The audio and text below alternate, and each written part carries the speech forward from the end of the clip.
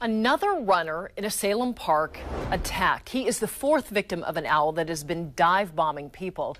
And he tells Fox 12's Kimberly Eaton it wasn't just a bird attack. He calls it a robbery.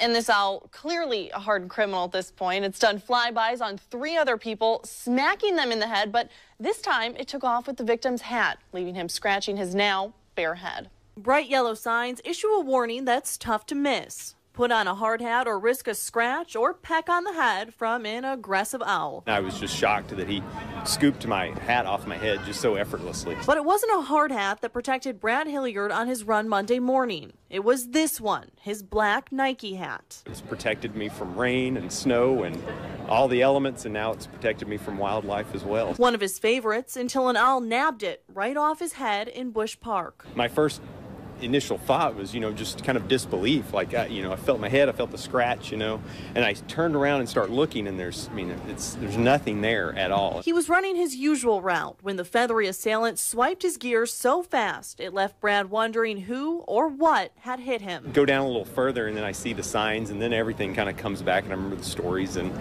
realize I just had my hat stolen by an owl.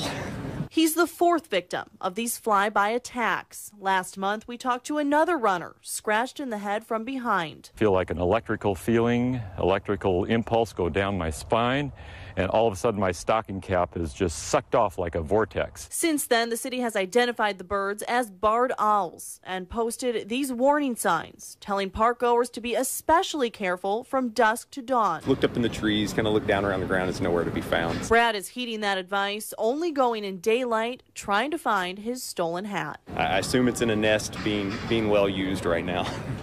And Brad says he's changing up his usual morning run to steer clear of his attacker. The good news is the owl's mating season should only last a few more weeks.